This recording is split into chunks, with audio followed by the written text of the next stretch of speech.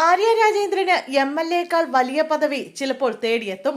Mayor Arya രാജേന്ദ്രനെ പുകഴ്ത്തി വിദ്യാഭ്യാസ മന്ത്രി വി ശിവൻകുട്ടി.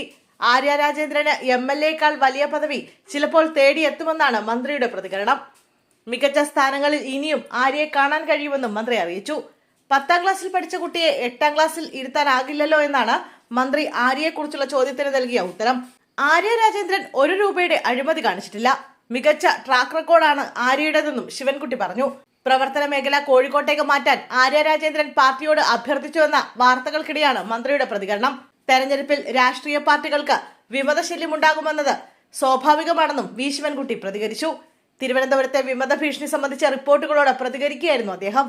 തിരുവനന്തപുരം കോർപ്പറേഷനിലേക്ക് 101 സ്ഥാനാർത്ഥികളെ മാത്രമല്ലേ പ്രഖ്യാപിക്കാൻ കഴിയുകയുള്ളൂ. സീറ്റ് കിട്ടാത്ത ചിലർ ഇത്തരം വിമതരാകും. വലിയ രാഷ്ട്രീയ പാർട്ടികളാകുമ്പോൾ ഇത്തരം ചില അപശബ്ദമുണ്ടാകുമെന്നും വി ശിവൻകുട്ടി പ്രതികരിച്ചു. എതിർ ശബ്ദങ്ങളുണ്ടെങ്കിലും തിരുവനന്തപുരത്ത് BJP-യിൽ ഉള്ളതുപോലുള്ള കെടുതിയില്ലെന്നും അദ്ദേഹം കൂട്ടിച്ചേർത്തു. വരാനിരിക്കുന്ന മുനിസിപ്പൽ കോർപ്പറേഷൻ തെരഞ്ഞെടുപ്പിൽ ആര്യ രാജേന്ദ്രൻ മത്സരിക്കേണ്ടതില്ലെന്ന തീരുമാനം BJP-യും CPM-ഉം തമ്മിൽ രൂക്ഷമായ രാഷ്ട്രീയ തർക്കത്തിന് കാരണമായി മാറിയിരുന്നു. BJP വികസനം മുൻനിർത്തി പ്രചാരണം നടത്തിയതിനാലാണ് CPM അവരെ മത്സരത്തിൽ നിന്ന് പിൻവലിച്ചതെന്ന് BJP സംസ്ഥാന പ്രസിഡന്റ് രാജീവ് ചന്ദ്രശേഖർ ആരോപിച്ചു.